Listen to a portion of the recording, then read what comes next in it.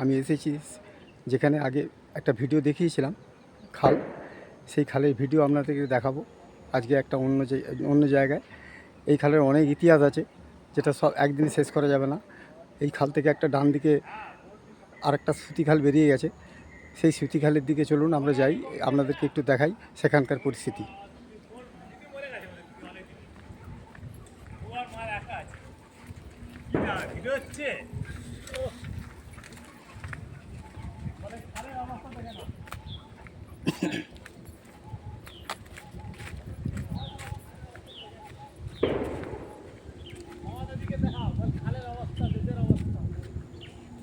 দেখছেন আপনারা এই যে খাল, এই খালটা চলে গেছে জমির দিকে, একই অবস্থা, কচুরিপানায় ভর্তি হয়ে গেছে।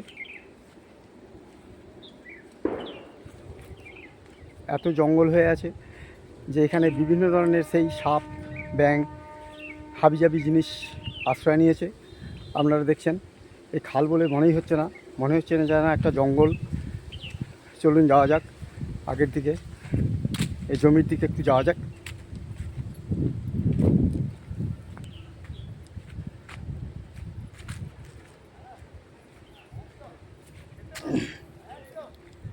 দেখছেন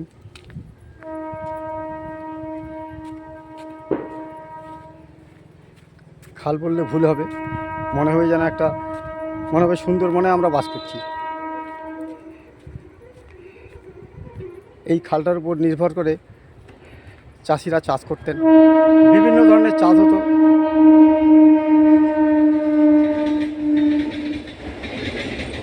এই দেখছেন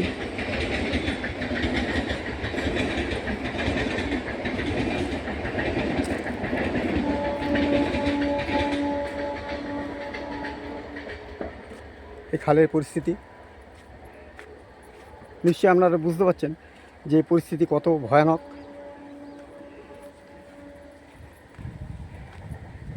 এই দেখুন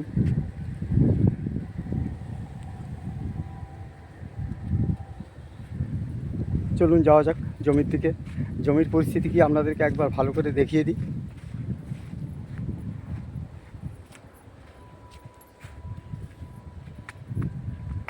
এই খালটা চলে গেছে অন্য একটা গ্রাম দিয়ে আগের দিকে।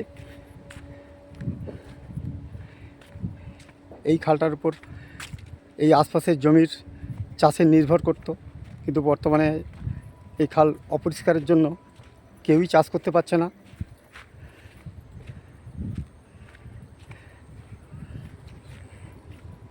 কিভাবে চাষি চাষ করবে সেটাও ভেবে পাচ্ছে না। চলুন যাওয়া যাক, একটু দেখিয়ে দিই আপনাদেরকে।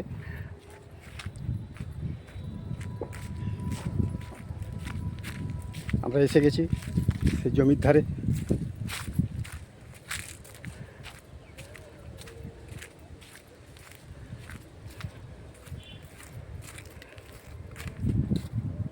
এই দেখুন, দেখতে পাচ্ছেন নিশ্চয়ই আগের দিকে জঙ্গলে ভর্তি, পুরো জঙ্গল হয়ে আছে।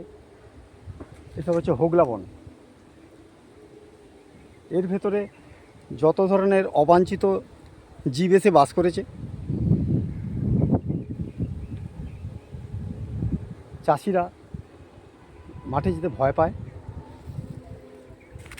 কারণ এতে সেই একই জিনিস চন্দ্রবড়া, গোখুরো, আরও বিভিন্ন ধরনের সাপের আশ্রয় নিয়েছে। সাপের ঘর, আঁতুড় ঘর বললে বলা যায়, ভুল হবে না।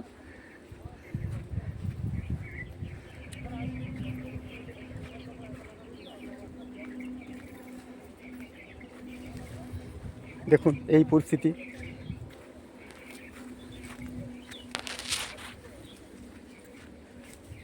দেখুন এই পরিস্থিতি, এখানে চাষ করবে মানুষ কীভাবে সেটাই চিন্তায় পড়ে গেছে।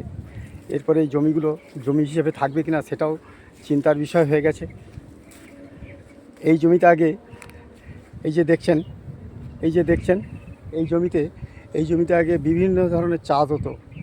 ধান, দুবার ধান হতো, শীত, এই বর্ষা, গ্রীষ্ম, তারপরে আপনার সূর্যমুখী, মুগ, বিভিন্ন ধরনের সবজি। আর এখানে চাষিরা এই চাষ করেই প্রায় লোক জীবিকা অর্জন করত। আজ আর সেই পরিবেশ নেই। মানুষের কর্মসংস্থান বলে কিছু নেই। এর মাঝে জবা গাছ লাগিয়েছে, এর ভেতরেও এখন বিভিন্ন ধরনের অবাঞ্ছিত জিনিস এসে হাজির হয়েছে। এখন আপদ হয়েছে আবার বন শুয়োর। এই বন শুয়োররা এসে গাছের গোড়া নষ্ট করে দিচ্ছে, দেখছেন।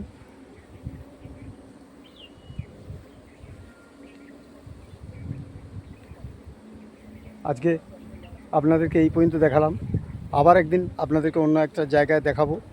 এই খালেরই চরিত্র, এই খালের যে কত ইতিহাস, একদিনে একটা দুটো তিনটে ভিডিওতে বলা যাবে না। আপনাদেরকে আরও কয়েকটা ভিডিও দেখাবো, আপনারা নিশ্চয়ই দেখবেন, নিশ্চয়ই আপনাদের ভালো লাগবে। এখন তাহলে আসছি।